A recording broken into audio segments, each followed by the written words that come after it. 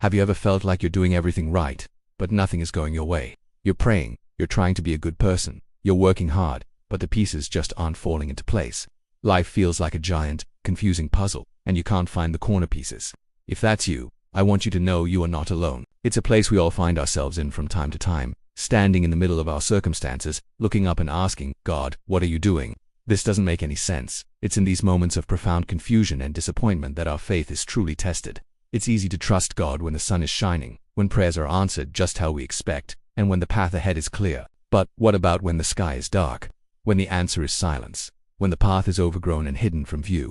This is where the real, deep, soul-stretching work of faith begins. This is about trusting God not just for the outcome, but in the process. Let's be honest, we live in a world that values logic, reason, and having all the answers. We want a step-by-step plan. We want to see the blueprint. When things happen that defy our logic, a job loss, a sudden illness, a broken relationship, a dream that dies, it can shake us to our core. We try to connect the dots, to find the reason why, but sometimes there isn't one that we can see from our limited perspective.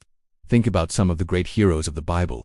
Did their lives always make sense? Imagine being Joseph. You get a dream from God about your family bowing down to you, and the next thing you know, you're sold into slavery by your own brothers. You do the right thing in Potiphar's house, and you end up in prison. Where is God in that? From Joseph's point of view, it must have felt like a series of wrong turns and cosmic injustices. Nothing about his situation would have made sense. He was forgotten, abandoned, and wronged. Yet, through it all, the Bible says the Lord was with Joseph. He didn't abandon him in the pit or the prison, even when it looked like it, and in the end, we see the bigger picture. God used every bit of that pain and confusion to position Joseph to save an entire nation, including the very family that betrayed him. What about Abraham? God promised him he would be the father of many nations, but then asked him to sacrifice his only son, Isaac. Can you imagine the confusion and agony in Abraham's heart as he walked up that mountain? It was a direct contradiction. It made no sense. Yet Abraham chose to trust God's character over his own understanding. He believed that even if the unthinkable happened, God was powerful enough to raise Isaac from the dead. His faith wasn't in his ability to understand the plan. His faith was in the one who made the plan. These stories aren't just ancient history, they are mirrors for our own lives. They teach us a vital truth. God's perspective is infinitely higher and wider than ours. The prophet Isaiah tells us, "For my thoughts are not your thoughts, neither are your ways my ways, declares the Lord. For as the heavens are higher than the earth, so are my ways higher than your ways, and my thoughts than your thoughts." We see the tangled mess of threads on the underside of a tapestry, while God sees the beautiful, intricate design on the other side. We see a single, confusing frame of a movie. God sees the entire epic story from beginning to end. When we demand that God's plan makes sense to us, we are essentially trying to fit an infinite God into our finite minds. It's like trying to pour the ocean into a teacup. It just doesn't work. So, how do we practically trust God when life feels like chaos? First, we have to anchor ourselves in what we know to be true about His character. When your circumstances are screaming that God has abandoned you or doesn't care, you have to counter that lie with the truth of who He is. He is good, He is faithful, He is sovereign, He is loving. We know this not because our circumstances always reflect it, but because His word declares it, and the cross of Jesus proves it. At the cross, the most nonsensical event in history from a human perspective, God was working out the greatest plan of salvation for all humanity. If He was working for our good in the darkest moment in history, we can trust He is working for our good in our darkest moments too.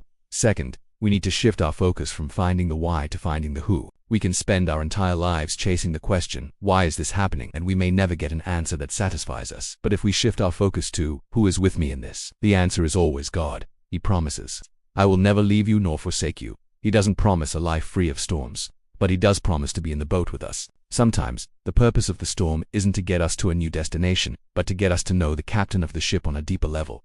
Third, practice the discipline of surrender. This is a tough one. It means opening our hands and releasing our need for control, our timelines and our expectations. It's saying, God, I don't understand this. It hurts. I am confused. But I choose to trust you. I surrender my desire to figure it all out, and I place my hope in your unfailing love and wisdom. Surrender isn't a one-time event. It's a daily, sometimes hourly choice. Every time anxiety, fear, or confusion rises up, we have an opportunity to practice surrender again. And finally, look for the even if. This is the faith of Shadrach, Meshach, and Abednego. When facing the fiery furnace, they said, "Our God is able to save us. But even if He does not, we will not bow." That is powerful faith. It's a faith that isn't dependent on the outcome. It's saying, God, I know you can fix this. I know you can heal this. I know you can provide. But even if you don't, in the way I expect or on my timeline, I will still trust you. I will still worship you. My faith is in you, not in what you can do for me. Your story isn't over. This chapter of confusion is not the end. Just like with Joseph, God is still writing. He is working behind the scenes in ways you cannot see. He is weaving every tear, every question, and every moment of pain into a testimony of His grace and faithfulness. The path may be dark, but you're not walking it alone. The one who holds the stars in place is holding your hand. So today, if you're in that place of this makes no sense, take a deep breath. It's okay to have questions. It's okay to grieve, but don't stay there. Bring your confusion to Him. Anchor yourself in His character. Shift your focus from the why to the who. Practice surrender, and find your even if faith. One day you will look back and you will see how God connected all the dots. You will see the beautiful tapestry He was weaving all along. Thank you so much for spending this time with me. If this message resonated with you, please consider liking this video and subscribing to the channel for more content to encourage you on your faith journey. Share this with someone who might need to hear it today. Remember, you are loved and you are not forgotten. We'll see you in the next video.